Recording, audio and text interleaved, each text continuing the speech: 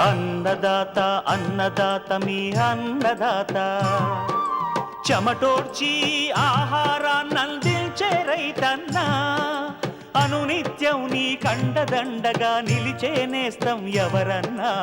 అన్నదాత అన్నదాత మీ అన్నదాత.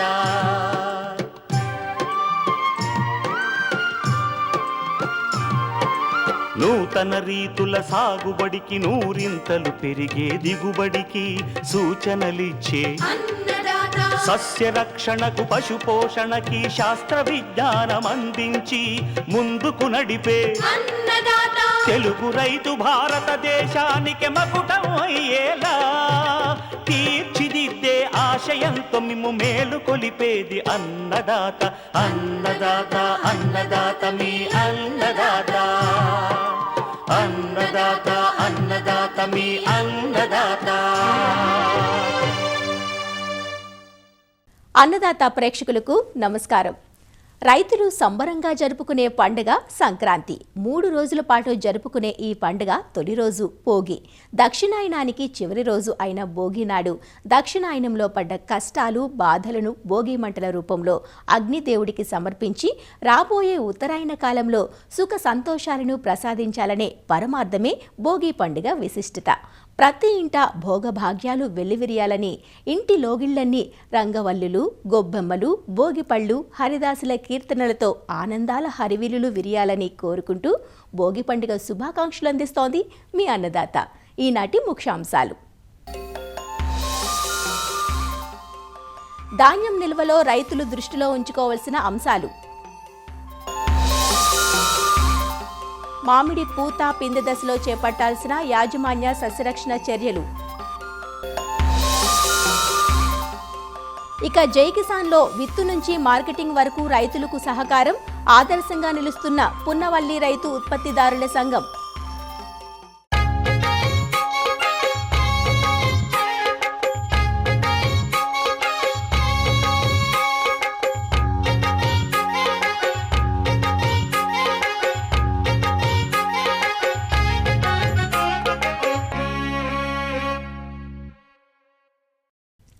సంక్రాంతి వచ్చేటప్పటికి కొత్త బియ్యం ఇళ్లకు చేరుతుంది. కొత్త బియ్యంతో పొంగలి చేసుకుని పండగ జరుపుకుంటాం.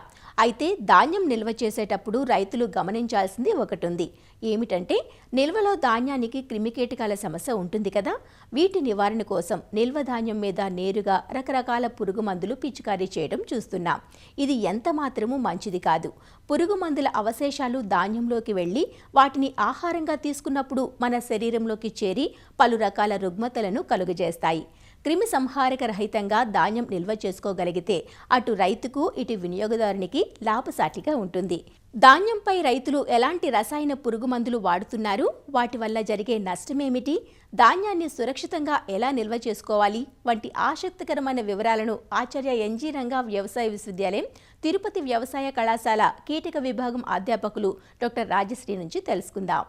ముఖ్యంగా ధాన్యం నిల్వలో మన రైతులు ఆరుగాలం కష్టించి శ్రమించి పంట పండించిన తర్వాత దాన్ని ధాన్యాన్ని నిల్వ చేసుకునేటప్పుడు చాలా రకాలైన పురుగులు తెగుళ్ళు ఆశించి ధాన్యాన్ని నష్టపరుస్తున్నాయి. దీనికి గాను మన రైతులు రకరకాలైన విషపూరితమైన రసాయనాలతో వాటిని ఫాస్ఫిన్ లాంటి దాంతో గోదాముల్లో కూడా అవి వాడి మన పురుగుల్ని నుంచి మన పంటని లేకపోతే మన ధాన్యాన్ని కాపాడుకుంటూ ఉంటారు. ఈ విషపూరిత రసాయనాలు మనం పీల్చినప్పుడు కానీ మన శరీరం మీద పడినప్పుడు కానీ అది శరీరంలోకి వెళ్ళిపోయి రకరకాలైన జబ్బులు రుగ్మతలు కలుగజేస్తున్నాయి. అది మనకి తెలిసి కొంత తెలియకుండా కొంత మనకి హాని కలుగజేస్తున్నాయి. అలాగే మనం ఏదైతే ఈ ద్రవాలు రసాయనాలు ధాన్యం మీద పిచికారీ చేస్తున్నామో అది ఆ ఆహారాన్ని లోపలికి తీసుకున్నప్పుడు తక్కువ పాళ్లల్లో లోపలికి వెళ్ళి లోపల మనకు రకరకాలైన క్యాన్సర్లు, ట్యూమర్లు ఇలాంటివన్నీ తెలియని జబ్బులు రావడానికి ఆస్కారం అవుతుంది. కాబట్టి వీలైనంత వరకు ఇలాంటి విషపూరిత రసాయనాల వాడకం తగ్గించుకోవాలి. ఎందుకంటే పంట పొలంలో ఉన్నప్పుడు దానికన్నా నిల్వలో ఎక్కువ పురుగు మందులు కొడుతున్నారు. ఈవెన్ స్టోర్స్లో కొడుతున్నారు. ఇవన్నీ కూడా తెలియకుండా మన ఆహారపు గొలుసులోకి వెళ్ళిపోయి తెలియని నష్టాన్ని మానవాళికి కలుగు చేస్తుంది. కాబట్టి మనము విషరహితంగా మన ధాన్యాన్ని ఎలా సంరక్షించుకోవాలి, స్టోరేజ్లో మనము ఊదర పెడతామండి, ఫ్యూమిగేషన్ చేస్తాం. దానికి మనం ఫాస్ఫిన్ అనేది సెల్ఫాస్ టాబ్లెట్స్ రూపంలో పెట్టి దాన్ని కవర్ చేసి అది 7 రోజుల పాటు పెట్టి ఆ తర్వాత దాన్ని మనం ప్రొటెక్ట్ చేయడానికి, దాన్ని రక్షించడానికి మనం వాడుతూ ఉంటాం ఫాస్ఫిన్. అలాగే డెల్టామెథ్రిన్ అని, తర్వాత నువాన్ అని రకరకాలైన ఆల్రెడీ చాలా ఇతర దేశాలు ఎప్పుడో వాటిని బ్యాన్ చేసిన కెమికల్స్ కూడా మనం ఇప్పుడు ఇండియాలో ఇంకా వాడుతూనే ఉన్నాం. ఇదంతా కూడా చాలా హానికరం. స్టోరేజ్లో వాడుతున్నాం అంటే దాన్ని నిల్వ చేశాక ఒకసారి కాదు, 2-3 పర్యాయాలు మళ్ళీ అక్కడి నుంచి ఆ ప్రాసెసింగ్ అయ్యాక మళ్ళీ షాపుల్లోకి వెళ్తాయి. అక్కడ కూడా పురుగు వస్తే మళ్ళీ మందులు కొడతారు. మనకు తెలియకుండా ఎన్నో రకాలైన విష పదార్థాలు మన శరీరంలో చేరుతున్నాయి. కాబట్టి దీన్నంతా కూడా మనము తీసేయాలి అని అనుకుంటే మనము విషరహితంగా ఇతర దేశాలు ఎలా చేస్తున్నారు, ఇప్పుడు వాళ్ళు ఫాస్ఫిన్ అనేది వాడటల్లా, దాని బదులు క్లోరిన్ డయాక్సైడ్ వాడుతున్నారు. క్లోరిన్ డయాక్సైడ్ అనేది బ్లీచింగ్ పౌడర్ లాంటిది. దానివల్ల ఈ ఫాస్ఫిన్కి జరిగినంత నష్టం మనకి కలగదు. అలాగే నువాన్ స్ట్రిప్స్ అని మనకి ఇంట్లో ఆల్అవుట్ లాంటివి స్ట్రిప్స్ లాంటివి కంటైనర్లో పెట్టేస్తారు. దానివల్ల కూడా ఎక్కువ నష్టం జరగదు.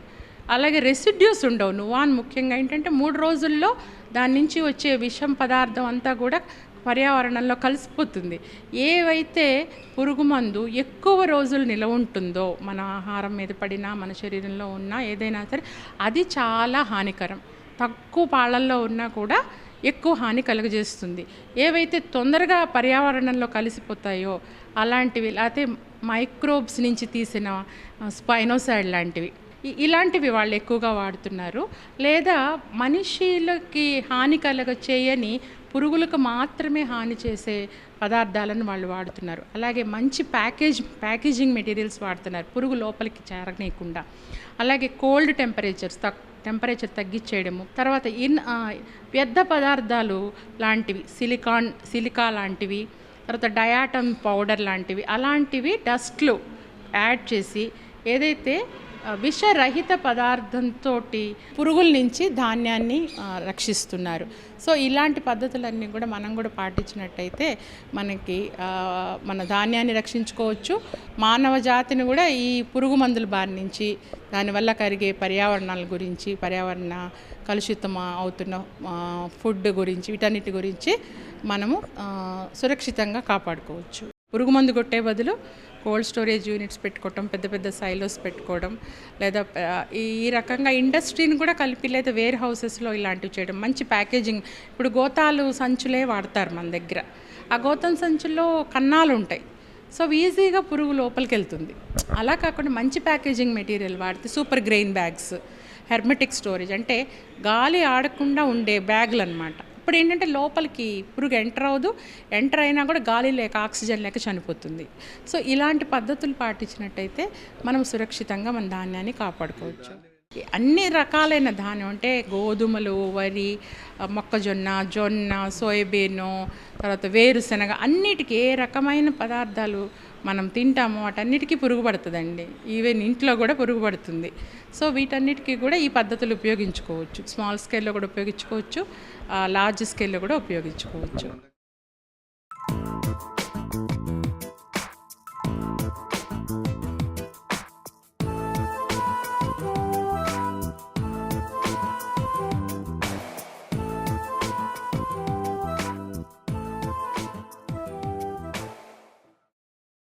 ఈ సంవత్సరం మామిడి పూతలు సకాలంలో వచ్చినట్లే కనిపిస్తున్నాయి.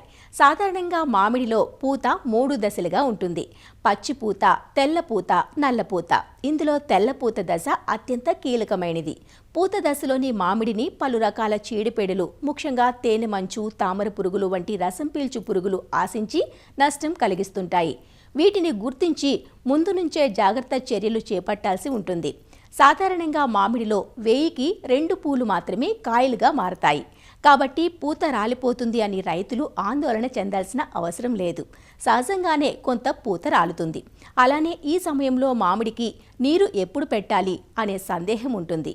మామిడి పూత పిందె దశలో తీసుకోవాల్సిన జాగ్రత్తలు, నీటి యాజమాన్య పద్ధతులను సంగారెడ్డి ఫల పరిశోధనా స్థానం సీనియర్ శాస్త్రవేత్త అధిపతి డాక్టర్ సుచిత్ర నుంచి తెలుసుకుందాం. ప్రస్తుతం మామిడి పూత దశలో ఉంది.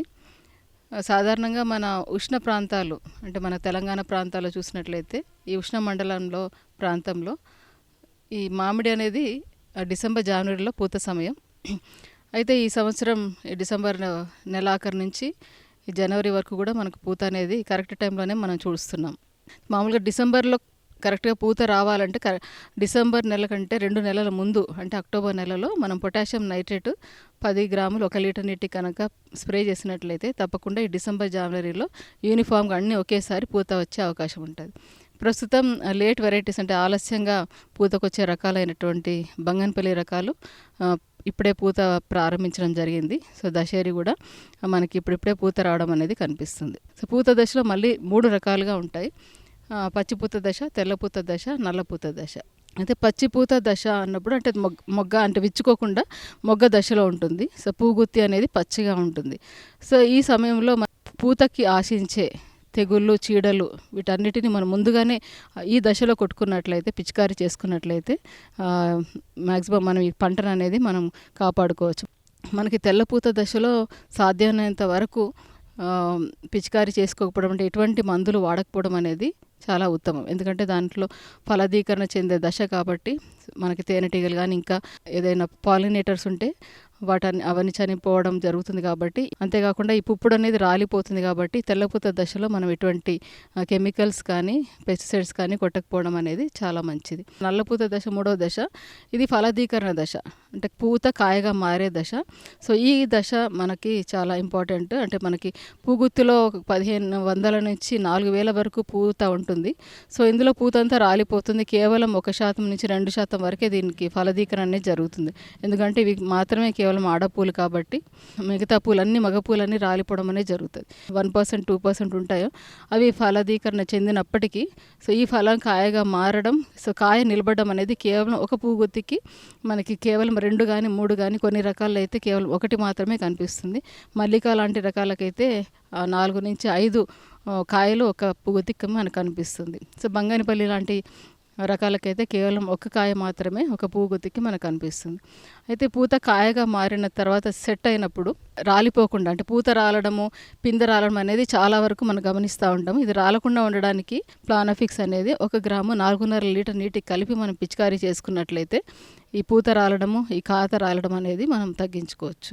సో కాయ పిందెగా మారిన తర్వాత సమస్య ఏంటంటే మీలీబగ్స్ అంటే పిండి నల్లి. సో ఈ నల్లి వచ్చినప్పుడు ఈ నల్లి రసం పీల్చడం వలన నష్టపరుస్తుంది. అంతేకాకుండా దాని నుంచి వచ్చే ఒక పేనుబంక లాంటి పదార్థం రావడం, ఇలాంటి నష్టాలు అనేది మనకు అనిపిస్తుంది. అయితే ఈ యొక్క పిండి నల్లిని నివారించుకోవడానికి మనం మామూలుగా డిసెంబర్లోనే ఈ మొక్క చుట్టూ ఇది కార్బోఫిరాన్ గ్రాన్యూల్స్ ఒక 5 గ్రాములు ఒక చెట్టుకి మనం చల్లుకున్నట్లయితే ఈ గుడ్లు అనేవి చిన్న పిల్లలుగా మారి పైకి ఎక్కకుండా చిన్న పిల్లల దశలోనే చంపడానికి అవకాశం ఉంటుంది. ఒకవేళ కాయ దశలో మనకి మీలీబగ్స్ కనిపించినట్లయితే క్లోరోపైరిఫాస్ అనే మందు 2 మిల్లీలీటర్లు 1 నీటికి కలిపి మనం పిచికారీ చేసుకోవచ్చు. సెమీలూపస్ అనే లద్దె పురుగులు ఇవన్నీ కనిపించినట్లయితే మనకి థయామిథాక్సిమ్ అనే బ్రాడ్ స్పెక్ట్రమ్ మందుని 0.5 గ్రాములు 1 లీటర్ నీటికి కలిపి మనం పిచికారీ చేసుకోవచ్చు.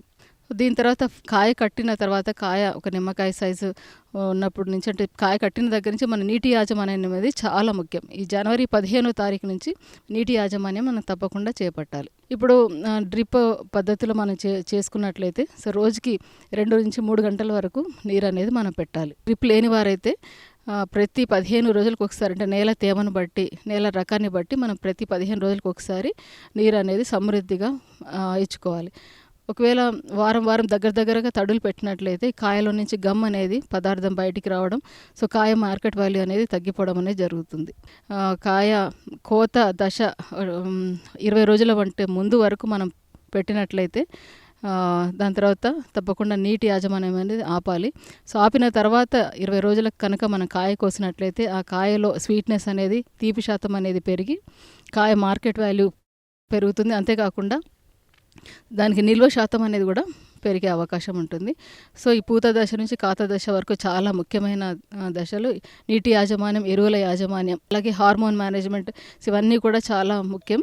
సో ఎరువులు చూసుకున్నట్లయితే పింద దశలో మనము ఈ పొటాషియం నైట్రేట్ అనే మందుని మనం 10 గ్రాములు 1 లీటర్ నీటి కలిపి మనం పిచికారీ చేసుకోవచ్చు. అలాగే సో మూడవ వంతు అయిన రికమెండెడ్ ఫర్టిలైజర్స్ అది మనం ఈ దశలో వేసుకున్నట్లయితే సో కాయ బలంగా ఊరడం అనేది జరుగుతుంది.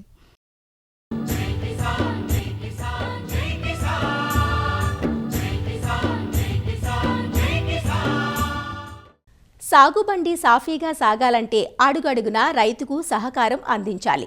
విత్తు నుంచి మార్కెటింగ్ వరకు మేమున్నామంటూ భరోసా కల్పించాలి. అలాంటి సంకల్పంతోనే ఎన్టీఆర్ జిల్లా చందర్లపాడు గ్రామానికి చెందిన యువతరం ముందడుగు వేసింది.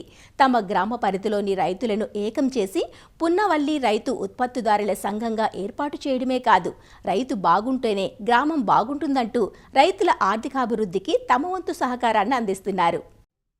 ఎన్టీఆర్ జిల్లాలోని చందర్లపాడు గ్రామంలో ఏడాదిన్నర క్రితం ఏర్పాటైంది పున్నవల్లి రైతు ఉత్పత్తిదారుల కంపెనీ. ఆరంభంలో 500 మంది సభ్యులుగా ఉన్న సంఘం ప్రస్తుతం 800 వరకు చేరింది. రైతుల భాగస్వామ్యంతో సంఘం ముందుకు సాగుతోంది. సంఘం సభ్యులతో పాటు గ్రామంలోని రైతులందరికీ విత్తనాలు, ఎరువులు, పురుగుమందులు తక్కువ ధరలకు అందించేందుకు సంఘం నిర్వాహకులు కృషి చేస్తున్నారు. ఉత్పాదకాలతో పాటు పండించిన పంటలను ప్రాసెసింగ్ చేసి మార్కెటింగ్ చేసే విధంగా ప్రాసెసింగ్ యూనిట్ సైతం ఏర్పాటు చేశామంటూ ఉత్పత్తిదారుల సంఘం నిర్వాహకులు చెబుతున్నారు. మా పున్నవల్లి రైతు ఉత్పత్తిదారుల కంపెనీ 10 మంది బోర్డ్ ఆఫ్ డైరెక్టర్లతో 2023 ఏప్రిల్ 11వ తారీఖున రిజిస్ట్రేషన్ అయిపోయిందండి. ఇది అయిపోయిన తర్వాత మేము ఫార్మర్స్కి ఎఫ్పిఓ యొక్క ఉపయోగాలు తెలియజేసి ఒక 2 నెలల్లోనే 500 మంది రైతుల్ని దీనిలో సభ్యులుగా చేర్చుకున్నాము. అంటే 500 మంది రైతులు దీనిలో షేర్ హోల్డర్స్ ఈ కంపెనీలో. తర్వాత వీళ్ళందరి సహకారం, కేంద్ర ప్రభుత్వ సహకారంతో ఆగస్టు 23వ తారీఖు 2023న ఇన్పుట్ స్టోర్ స్టార్ట్ చేయడం జరిగింది. సో దీనిలో భాగంగా రైతులకు కావాల్సిన ఎరువులు, పురుగు మందులు, విత్తనములు అన్నీ హోల్సేల్గా వీటిని తీసుకొచ్చి రైతుకి తక్కువ ధరలో బెస్ట్ క్వాలిటీ సరుకులను అందించగలుగుతున్నాము. తక్కువ కాలంలోనే 800 మంది రైతులు దీనిలో సభ్యత్వం తీసుకోవడం జరిగింది.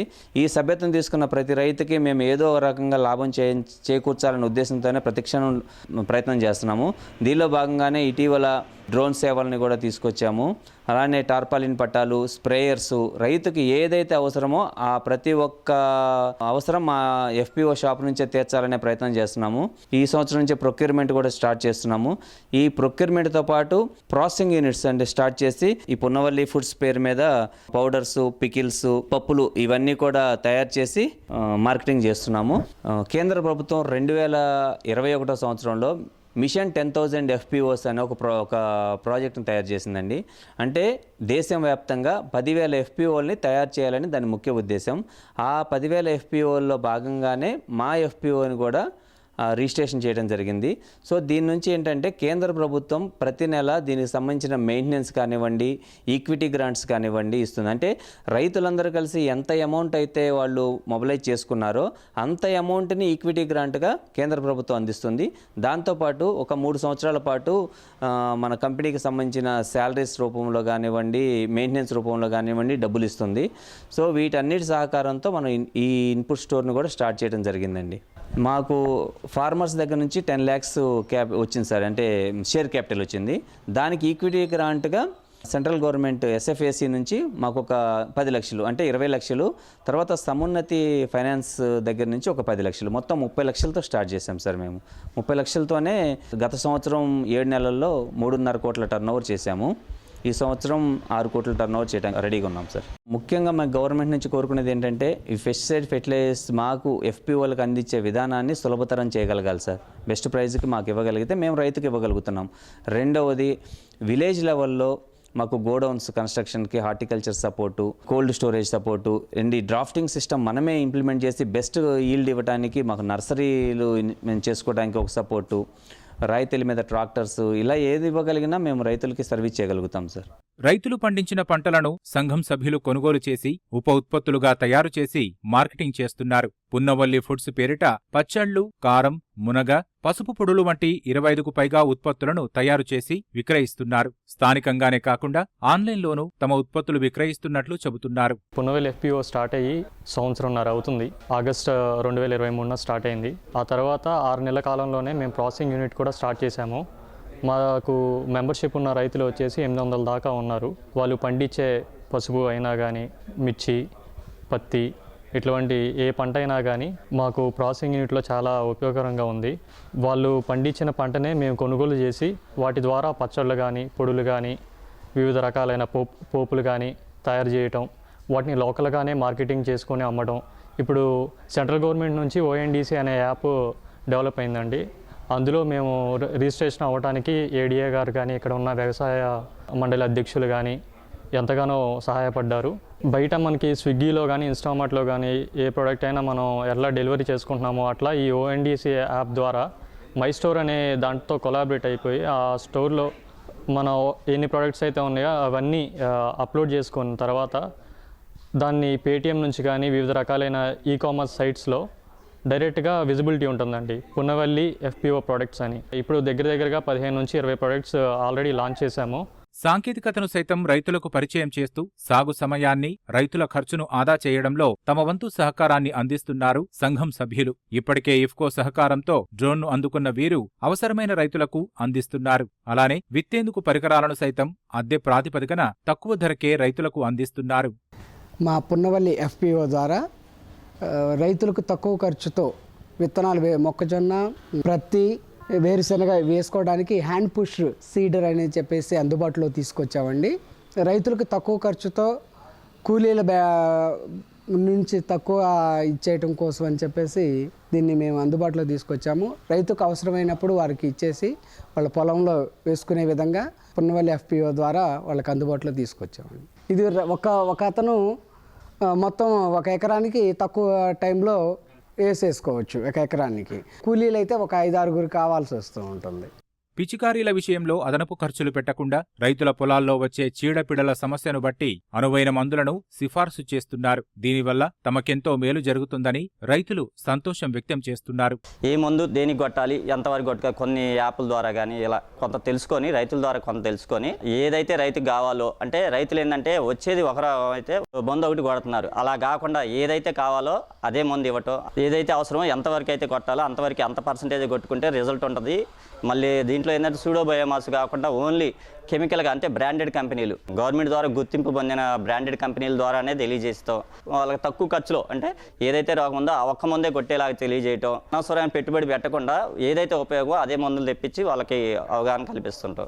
ఈ FPO పెట్టక ముందు ఉన్న షాపులు మొత్తం ఏ మందు ఎంత అమ్మాలని ఒక సిండికేట్ అయ్యి, ఈ రేట్ అమ్మాలా, ఈ మందు రేట్ అమ్మాలని మొత్తం సిండికేట్ అయ్యాలండి. ఈ FPO పెట్టిన కాడి నుంచి రైతులకి ఈ పలానా రోగం వచ్చింది, ఈ మందుకి ఈ మందు కొట్టాలా, ఈ మందు ఎంత రేట్ ఉంటుంది అనేది ఒక అవగాహన ముందు తెలిసిందండి. రైతుకి మనం కొనుక్కునే మందు కట్టలు కానీ, మందులు కానీ ఏం సరే ఒక 10 రూపాయలు తక్కువకి క్వాలిటీ మందు రైతుకి మనం అందిస్తున్నామండి. బ్రాండెడ్ మందు అందిస్తున్నాం. రైతు తీసుకొని వచ్చాక ఫార్మర్ వచ్చి FPOకి వచ్చి నా చేలో ఈ రోగం ఉంది, ఈ నల్లు ఉంది, ఈ బొబ్బరు ఉంది అంటే కనుక దీనికి ఈ మందు వాడండి, ఈ మందు కొడితే తగ్గిద్ది అని చెప్పి ఇలా వస్తారండి.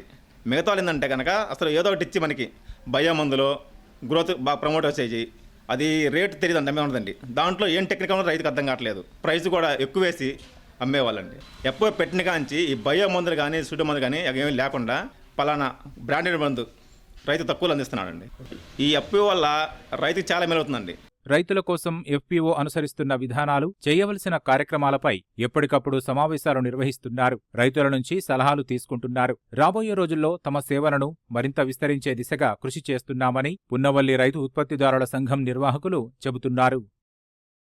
మరిన్ని విభిన్న అంశాలతో రేపటి అన్నదాతలో మళ్ళీ కలుసుకుందాం. అంతవరకు సెలవు, నమస్కారం. అన్నదాతలు తమ సందేహాలు, సమస్యలను 18004254085 టోల్ ఫ్రీ నంబర్లో ఉదయం 10 నుంచి 11 గంటల మధ్య పని దినాలలో సంప్రదించగలరు. ఈ కార్యక్రమాన్ని యూట్యూబ్లో www.youtube.com/అన్నదాత ఈటీవీ లింక్ ద్వారా వీక్షించవచ్చు. అన్నదాత కథనాలు ఈటీవీ విన్ మొబైల్ యాప్లోనూ వీక్షించండి.